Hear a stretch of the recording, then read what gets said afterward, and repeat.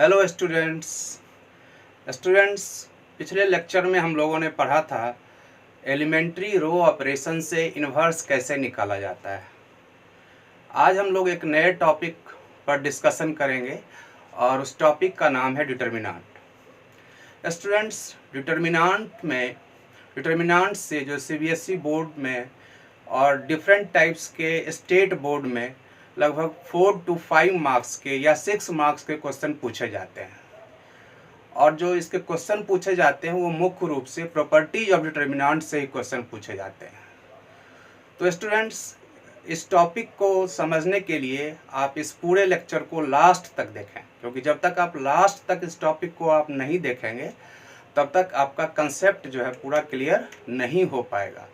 मैंने डिटर्मिनेंट्स को different parts में डिवाइड कर दिया। अब देखें, सबसे पहले हम डेफिनेशन पढ़ेंगे, उसके बाद पढ़ेंगे relation between matrices and determinant, उसके बाद पढ़ेंगे minor of A determinant, cofactor of A determinant, value of A determinant और लास्ट में प्रॉपर्टी ऑफ डिटर्मिनेंट पढ़ेंगे। स्टूडेंट्स, ये जो प्रॉपर्टी ऑफ डिटर्मिनेंट है इससे ही क्वेश्चंस पूछे जाते हैं। अभी तक यही देखा गया है कि most of the questions are asked from this सब टॉपिक।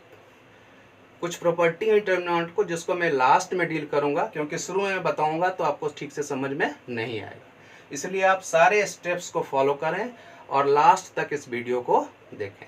ओके स्टूडेंट्स, तो चलिए सबसे पहले हम आते हैं कि डेफिनेशन में आते हैं। डिटर्मिनेंट का डेफिनेशन क्या है, व्हाट इज डिटर्मिनेंट।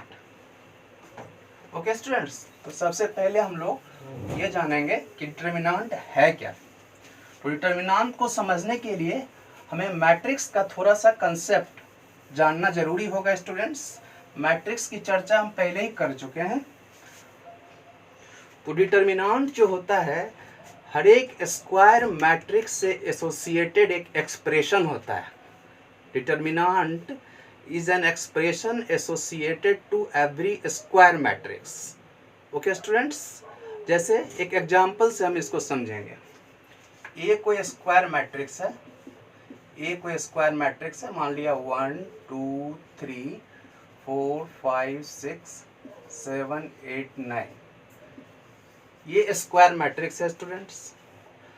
अब इसके कॉरस्पॉन्डिंग एक हम डिटर्मिनेंट लिख सकते हैं। ये डिटर्मिनेंट का सिंबल है 1 2 3 4 5 6 7 8 9। ओके स्टूडेंट्स, डिटर्मिनेंट को हम लोग इस तरह से भी लिखते हैं, डिटर्मिनेंट ए या ये डेल्टा, इस तरह से डिटर्मिनेंट को हम लोग लिखते हैं, या डिटर्मिनेंट ए। ये तीन तरह से डिटर्मिनेंट को हम लोग रिप्रेजेंट करते हैं। तो अब हमारे सामने प्रश्न ये उठता है कि ये मैट्रिक्स है और ये डिटर्मिनेंट है, दोनों में अंतर क्या है, दोनों को कंपेयर करेंगे। तो पहला अंतर ये है कि मैट्रिक्स जो होता है it is arrangement of numbers और फंक्शंस। सम नंबर्स और functions are arranged in a particular system. एक सिस्टम में एक पार्टिकुलर वे में ये नंबर्स अरेंज्ड होते हैं, इसका कोई फिक्स वैल्यू नहीं होता है, but a determinant has a value. Determinant का एक वैल्यू होता है, it has a fixed value. Okay students, तो पहला अंतर ये है कि this is the matrices is an arrangement of numbers और functions, at the same time determinant has a fixed value, इसका एक फिक्स्ड वैल्यू होता है। दूसरा अंतर है कि मैट्रिक्स जो होता है वो स्क्वायर मैट्रिक्स भी हो सकता है और ये रेक्टेंगुलर मैट्रिक्स भी हो सकता है, लेकिन एक स्क्वायर मैट्रिक्स के रिगार्डिंग ही हम एक डिटर्मिनेंट को फाइंड कर सकते हैं। यानी ए अगर एक स्क्वायर मैट्रिक्स है तभी हम ए डिटर्मिनेंट को फाइंड कर सकते हैं। इसको हम इस तरह से भी समझ सकते हैं, जैसे ए कोई मैट्रिक्स लेते हैं, एक रेक्टेंगुलर मैट्रिक्स लेते हैं 1 2 3 4 5 6, एक रेक्टेंगुलर मैट्रिक्स है, 2 रो और 3 कॉलम। ओके स्टूडेंट्स, तो अगर इसके रिगार्डिंग अगर हम एक डिटर्मिनेंट फाइंड करना चाहें 1 2 3 4 5 6 तो ये डिटर्मिनेंट नहीं होगा। This is not called a determinant. Okay students, तो दो अंतर हुआ कि डिटर्मिनेंट जो होता है वो स्क्वायर होता है और नंबर ऑफ रो और नंबर ऑफ कॉलम्स उसमें सेम होते हैं, जितने नंबर ऑफ रो होते हैं उतने नंबर ऑफ कॉलम्स होते हैं। दूसरा, डिटर्मिनेंट का एक फिक्स वैल्यू होता है। ओके स्टूडेंट्स, अब डिटर्मिनेंट को हम कैसे सॉल्व करते हैं, कैसे उसका वैल्यू निकालते हैं। तो डिटर्मिनेंट का एक वैल्यू होता है, तो उसका वैल्यू हम कैसे निकालते हैं, आइए इस पर हम विचार करते हैं। एक डिटर्मिनेंट लेते हैं 2/2 का डिटर्मिनेंट, सेकेंड ऑर्डर का डिटर्मिनेंट लेते हैं। जैसे डिटर्मिनेंट हम लोगों ने लिया A11, A12, A21, A22। तो इसको सॉल्व कैसे करते हैं, इसका वैल्यू कैसे निकालते हैं। इसका वैल्यू निकालना बहुत आसान है। इसको इससे मल्टीप्लाई कर देते हैं और इसके बाद माइनस करके इसको इससे मल्टीप्लाई कर देते हैं। इसका वैल्यू क्या होगा, इसका वैल्यू होगा A11 into A22 minus A21 into A12। ये इसका वैल्यू होता है सेकेंड ऑर्डर के डिटर्मिनेंट का, जिसमें 2 रो हो और 2 कॉलम हो। इसको उसका वैल्यू ऐसे हम लोग निकालते हैं। और एक एग्जांपल लेते हैं। B एक मैट्रिक्स है 4 3 2 1। इसका वैल्यू निकालना है, यानी इसको सॉल्व करना है। कैसे करेंगे, इसको इससे मल्टीप्लाई कर देंगे, इसको इससे मल्टीप्लाई कर देंगे। That is 4 into 1 minus 2 into 3, that is 4 minus 6, that is minus 2। ये इसका वैल्यू हो गया। ओके स्टूडेंट्स, तो ऑर्डर 2 के डिटर्मिनेंट को हम सॉल्व कैसे कर सकते हैं, मैंने बताया कैसे उसका वैल्यू निकालेंगे। लेकिन ऑर्डर 2 से ऊपर के डिटर्मिनेंट को, मान लीजिए कि आपको थर्ड ऑर्डर के डिटर्मिनेंट को सॉल्व करना है, थर्ड ऑर्डर के डिटर्मिनेंट का वैल्यू निकालना है, तो उसको कैसे निकालेंगे। तो थर्ड ऑर्डर या उससे हायर ऑर्डर के डिटर्मिनेंट का वैल्यू निकालने के लिए आपको 2 कंसेप्ट जानना जरूरी होगा, और एक है माइनर, दूसरा है कोफैक्टर। ओके स्टूडेंट्स, तो हम लोग आते हैं, डिस्कस करते हैं माइनर और कोफैक्टर के बारे में। माइनर क्या है और कोफैक्टर क्या है। माइनर माइनर माइनर क्या होता है, जैसे एक डिटर्मिनेंट हम लेते हैं थर्ड ऑर्डर का, A is equal to A11, A12, A13, A21, A22, A23, A31, A32, A33। Okay students, ये थर्ड ऑर्डर का डिटर्मिनेंट है, 3 रो है और 3 कॉलम है। इसका माइनर कैसे निकालेंगे, तो ये डिटर्मिनेंट जो है इसके हर एक एलिमेंट का माइनर होता है। जैसे इसका माइनर निकालना है, कैसे निकालेंगे, माइनर ऑफ A11, ठीक है। इसको हम लोग ऐसे लिख सकते हैं M11, M फॉर माइनर। इसको निकालने का एक बहुत ही आसान तरीका है कि जिस रो में ये पड़ता है उसको हम लोग बंद कर लेते हैं, ठीक है, और जिस कॉलम में पड़ता है उसको हम लोग बंद कर लेते हैं। ओके स्टूडेंट्स, इसको ऐसे समझेंगे, ये इस कॉलम में है और इस रो में है। इसके बाद जो हमारा बच गया इसको सॉल्व कर लेंगे, यही हमारा वैल्यू आ जाएगा। तो जब इसको बंद कर लेंगे और इसको बंद कर लेंगे तो क्या आएगा, ये आएगा A22, A23, A32, A33। Okay students, जब इसको बंद कर लेंगे और इसको बंद कर लेंगे तो ये आएगा। तो ये हो जाएगा minor of A11, first row first column पर जो एलिमेंट है उसका माइनर हो जाएगा। और इसको सॉल्व कर लेंगे, सॉल्व करना मैंने बताया है आपको, इसको इससे मल्टीप्लाई करेंगे, इसको इससे मल्टीप्लाई करेंगे। ये हो जाएगा A22 into A33 minus A32 into A23। Okay students, तो ये हो गया इसका माइनर। सिमिलरली इसका माइनर निकालना है, A12 माइनर ऑफ A12। इसको भी क्या करेंगे, ये जिस कॉलम में पड़ता है उसको बंद कर लेंगे, जिस रो में पड़ता है बंद कर लेंगे। तुम्हारे पास क्या बचेगा, ये बचेगा, ये बचेगा, ये बचेगा, ये बचेगा। तो ये क्या हो जाएगा स्टूडेंट्स, जब इसको बंद कर लेंगे और इसको बंद कर लेंगे तो हमारे पास क्या बचेगा, A21 और यहाँ बचेगा A23। ओके स्टूडेंट्स, अब इसको हमने बंद कर लिया तो हमारे पास क्या बचा, A31 ये बंद है और यहाँ क्या बचा, A33। इसको हम लोग फिर सॉल्व कर लेंगे। सेकेंड ऑर्डर के डिटरमिनेंट कैसे सॉल्व करते हैं बता चुके हैं। A21 into A33 minus A31 into A23। Okay student, similarly हर एक एलिमेंट का हम लोग निकाल सकते हैं। इसका निकालना है A13, इसको लिखेंगे M13।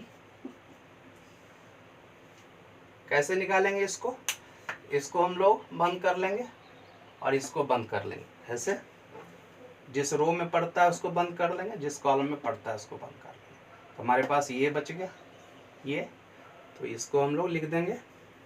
ये हो जाएगा A21 A22 A31 A32। Okay students, इसको सॉल्व कर लेंगे, इसको इससे मल्टीप्लाई कर देंगे।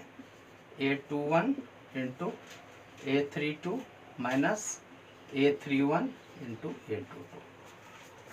तो स्टूडेंट्स, ये हो गया माइनर निकालने का तरीका। कैसे हम माइनर निकालते हैं किसी भी डिटर्मिनेंट का, दिस इज द मेथड।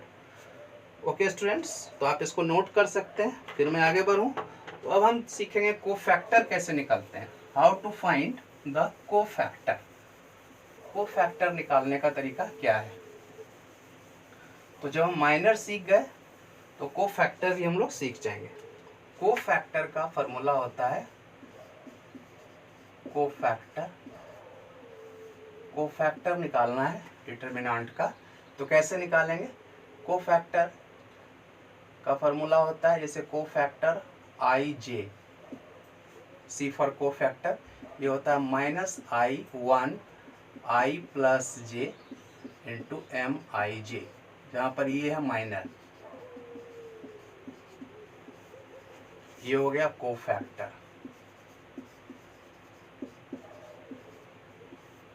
तो स्टूडेंट्स, कोफैक्टर निकालने के लिए सबसे पहले हम माइनर निकालते हैं और माइनर निकालने के बाद -1 I प्लस J करते हैं। यानी I मतलब ये कौन सा, ये रो को बताता है और ये कॉलम को बताता है। इसको एक एग्जांपल से हम लोग समझेंगे। जैसे A कोई डिटरमिनेंट है, ठीक है, A11 A12 A13 A21 A22 A23 A31 A32 A33। तो अब इसका हमको निकालना है कोफैक्टर। हर एक एलिमेंट का कोफैक्टर होगा, तो इसका हम सबसे पहले माइनर निकालेंगे। ओके स्टूडेंट्स, और उसको हम लोग मल्टीप्लाई कर देंगे। जैसे कोफैक्टर ऑफ I12, यानी फर्स्ट रो 1 1 करते हैं पहले, फर्स्ट रो फर्स्ट कॉलम का कोफैक्टर निकालना है। इसका फॉर्मूला क्या हो जाएगा, -1 टू द पावर, इसमें I के जगह पर 1 होगा, यानी रो है 1, और J के जगह पर भी 1 होगा। ये हो जाएगा 1 + 1, और इनटू माइनर निकालना तो हम पहले बता चुके हैं आपको 1 2। इसका माइनर निकालेंगे, 1 1 लिखते हैं पहले, इसका माइनर निकालेंगे और इससे मल्टीप्लाई कर देंगे, तो ये कोफैक्टर हो जाएगा इसका। सिमिलरली इसका कोफैक्टर निकालना है C12, ये हो जाएगा -1 1 + 2, और इसका माइनर निकाल देंगे। ओके स्टूडेंट्स, तो एक बार हम माइनर निकालना सीख गए तो सिर्फ साइन का अंतर होता है कोफैक्टर और माइनर में, दोनों का वैल्यू एब्सोल्यूट वैल्यू सेम रहता है। ओके स्टूडेंट्स, तो इस तरह से हम लोग कोफैक्टर निकाल सकते हैं। इसका एक शॉर्टकट मेथड है साइन को जानने के लिए। साइन का ये शुरुआत हम करते हैं प्लस से, plus minus plus minus plus minus plus minus plus. ये जो साइन आता है यहाँ पर, ये साइन ये इसके अकॉर्डिंग चलता है। यानी जो पहला एलिमेंट होगा 3/3 का, अगर हम लोग डिटरमिनेंट लेते हैं तो अगर ये पहला जो एलिमेंट है इसका साइन प्लस होता है और उसके बाद अल्टरनेट साइन चलते चला जाता है, प्लस उसके बाद माइनस, फिर plus minus plus minus plus minus plus. Okay students, तो इस तरह से हम लोग को फैक्टर निकाल सकते हैं। तो हम लोगों ने सीखा माइनर, हम लोगों ने सीखा कोफैक्टर। अब हम लोग कैसे वैल्यू निकालेंगे डिटर्मिनेंट का, उस पर आते हैं। How to find the value of determinant. Okay students, तो डिटर्मिनेंट का वैल्यू निकालने का तरीका है, इसको एक एग्जाम्पल, अभी जितना मैंने बताया है माइनर कोफैक्टर, सारे को समझने के लिए एक हम लोग एग्जाम्पल लेते हैं। जैसे एक हम लोग लेते हैं डिटर्मिनेंट 1 2 3 4 5 6 7 8 9। अब इसमें हमको निकालना है, इसका वैल्यू निकालना है। ओके स्टूडेंट्स, तो वैल्यू निकालने के लिए सबसे पहले क्या करते हैं, किसी भी एक रो को ले लेते हैं, किसी भी एक रो को ले लेते हैं। जैसे हम रो 1 को लेते हैं, रो 1 को लिया तो ये इसमें पहला एलिमेंट क्या है 1। इसके बाद हम क्या करते हैं, इसके रो को और ये कॉलम को ओमिट कर देते हैं, यानी हम इसका कोफैक्टर निकालते हैं। कोफैक्टर निकालेंगे तो क्या हो जाएगा, क्या बच गया 5 6 8 9। उसके बाद स्टूडेंट्स मैंने बताया था साइन, यहाँ प्लस, ये +1 हो गया। इसके बाद यहाँ जो साइन लेंगे वो माइनस होगा, तो यहाँ पर लिखेंगे माइनस और ये 2। ओके स्टूडेंट्स, उसके बाद 2 हम लोगों ने लिया तो इस रो को ख़त्म कर दिया जिस रो में 2 है, और इस कॉलम को ख़त्म कर दिया। हमारे पास क्या बचा 4 6 7 9, तो ये बचेगा 4 6 7 9। उसके बाद प्लस, ये माइनस, फिर ये प्लस, यहाँ पर लिखेंगे +3। ओके स्टूडेंट्स, अब यहाँ पर 3 जिस रो में आता है उसको ओमिट कर देंगे, जिस कॉलम में आया उसको ओमिट कर देंगे। क्या बचा 4 5 7 8, ये बच गया 4 5 7 8। ओके स्टूडेंट्स, अब इसको सॉल्व कर लेंगे। सेकेंड रो के डिटरमिनेंट को सॉल्व करना मैंने बताया है, कैसे होगा 5 × 9, ये हो जाएगा 1 × 5 × 9 दैट इज 45, माइनस 8 × 6 48। यहाँ -2 लिखेंगे, यहाँ पर 4 × 9 36, इसको इससे मल्टीप्लाई करेंगे, माइनस ये हो जाएगा 7 × 6 42। सिमिलरली ये +3, और यहाँ इसको इससे मल्टीप्लाई करेंगे, 8 × 4 32, और -7 × 5 35। ये क्या हो जाएगा स्टूडेंट्स, ये 45, यहाँ पर हम लोगों ने मल्टीप्लाई किया 5 × 9 45, 8 × 6 48। ओके स्टूडेंट्स, तो ये हमारा था यहाँ पर ये, तो ये हो गया -3 और -2, और ये 36 में से 42 जाएगा, ये भी -6 हो जाएगा, और ये हो जाएगा 3, और ये हो जाएगा -3। ये हो गया -3 +12 और -9, ये क्या हो जाएगा -12 +12 दैट इज 0। तो इस डिटर्मिनेंट का वैल्यू क्या आया 0 आया। तो जैसे हम लोगों ने किसी एक रो को लिया और उसके बाद कॉरस्पॉन्डिंग कोफैक्टर से हम लोगों ने मल्टीप्लाई किया तो हमारा वैल्यू आ गया। उसी तरह हम लोग किसी भी कॉलम को ले सकते हैं और सिमिलरली ऐसे हम लोग आगे लेके बढ़ेंगे तो हमारा आंसर आ जाएगा। किसी भी एक रो या किसी भी कॉलम को लेके हम इसको एक्सपेंड कर सकते हैं। तो स्टूडेंट्स, इस तरह हम किसी भी डिटर्मिनेंट का वैल्यू फाइंड आउट कर सकते हैं। This is the simple way. इसको हम दूसरे तरह से भी लिखते हैं, दूसरे तरह से भी क्वेश्चन पूछे जाते हैं कि एक्सपेंड द डिटर्मिनेंट या find the value of determinant. Okay students, तो इस तरीके से हम किसी भी डिटर्मिनेंट का वैल्यू निकाल सकते हैं। ओके स्टूडेंट्स, तो ये हो गया हमारा डिटर्मिनेंट्स। अब डिटर्मिनेंट की कुछ प्रॉपर्टी इसके बारे में जानेंगे। Properties of determinant. Properties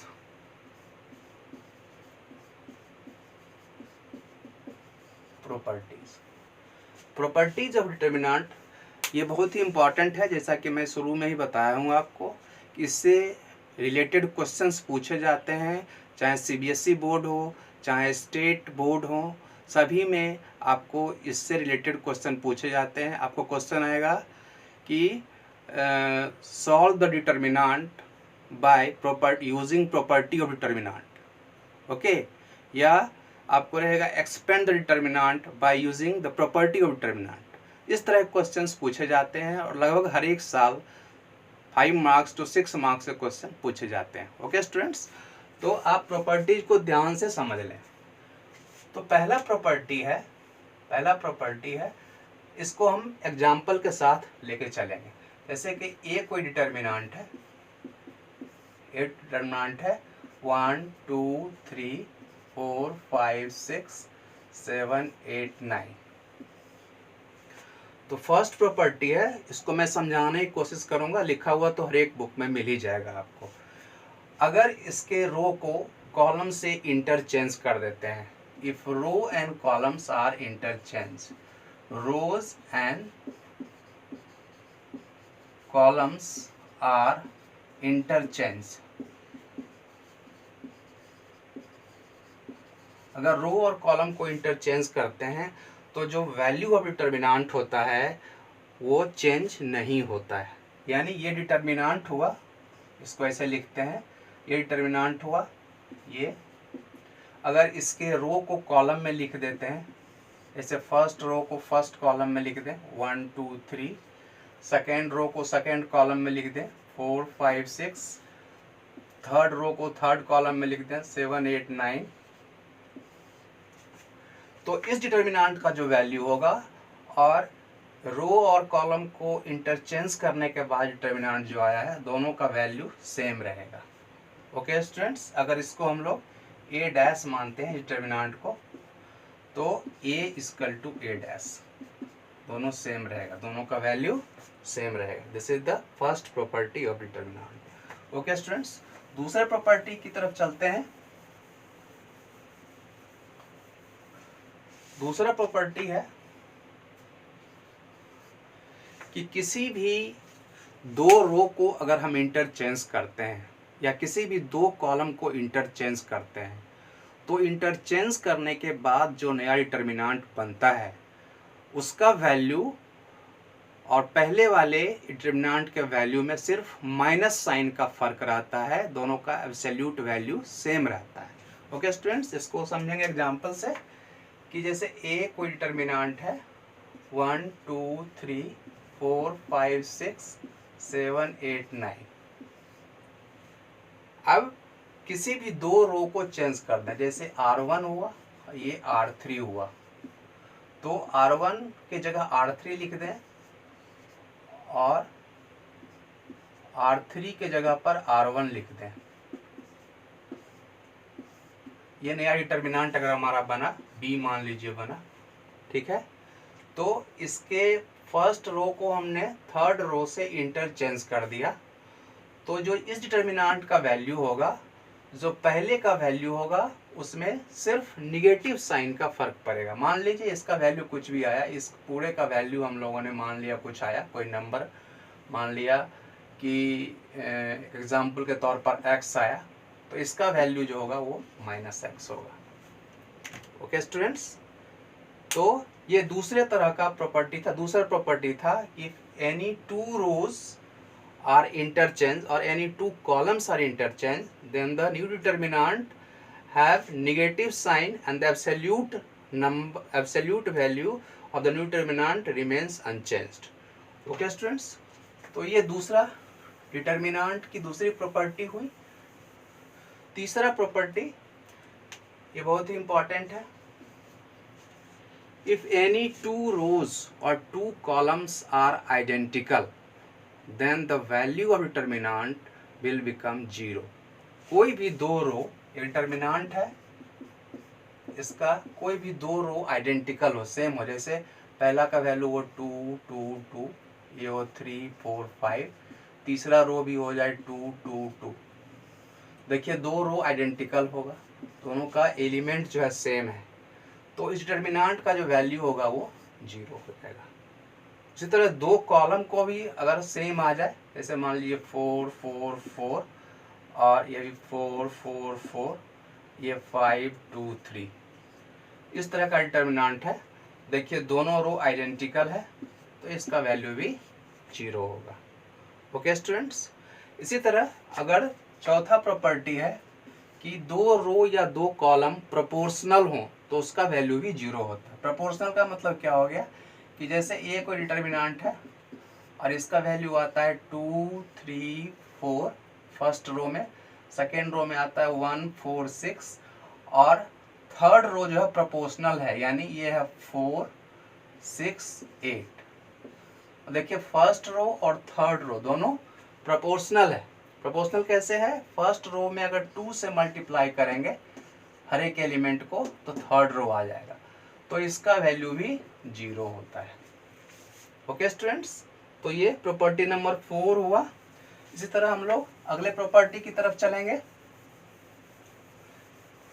4 property पर हम लोगों ने, 5वां प्रॉपर्टी है अगर कोई डिटर्मिनेंट इस तरह से लिखा हुआ है a plus alpha 1 b a1 b1 c1 a2 plus alpha 2 b2 c2 और यहाँ लिखते हैं a3 plus alpha 3 b2 b3 और ये c3। तो इस डिटर्मिनेंट को हम लोग इस तरह से भी लिख सकते हैं। ऐसे लिख सकते हैं, सबसे पहले ये नंबर एक साथ लिखेंगे a1 b1 c1, ये हो गया a1 b1 c1। उसके बाद फिर लिखेंगे a2 b2 c2, a2 b2 c2। उसके बाद a3 b3 c3, a3 b3 c3 और प्लस क्या लिखेंगे alpha 1 b1 c1, alpha 1 b1 c1। इसी तरह alpha 2 b2 c2, alpha 2 b2 c2, alpha 3 b3 c3, alpha 3 b3 c3। Okay students, तो ये भी एक प्रॉपर्टी हुआ कि कोई भी डिटर्मिनेंट अगर इस तरह से लिखा हुआ है तो इसको दो डिटर्मिनेंट के सम के रूप में अलग अलग इस तरह से हम लोग लिख सकते हैं।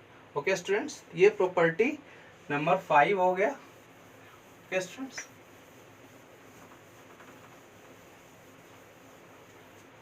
प्रॉपर्टी नंबर 6 देखते हैं।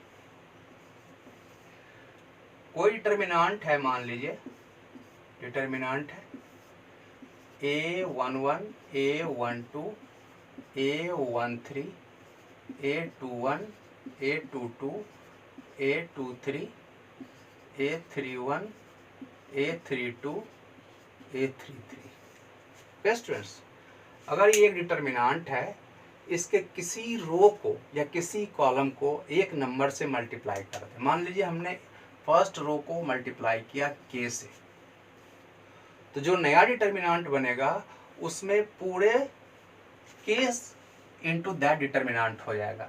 यानी इसको अगर डेल्टा हम मानते हैं तो k से अगर हम मल्टीप्लाई करते हैं, यानी हम लोग इसको लिखते हैं k a11 k a12 k 13 और a21 a22 a23 a31 a32 a33। Okay students, तो ये डिटर्मिनेंट का वैल्यू जो होगा वो हो जाएगा k into a11 a12 a13 a21 a22 a23 a31 a32 a33। Okay students, जब हमने k से मल्टीप्लाई किया तो k पूरा बाहर आ जाएगा, डिटर्मिनेंट के बाहर आ जाएगा। अगर हमने तीनों को k से मल्टीप्लाई कर दिया, इसको भी k से किया, मान लीजिए इसको भी कर दें और इसको भी k कर दें, तीनों को कर दें, तो उस समय हमारा यहाँ पर k into k k cube आ जाएगा।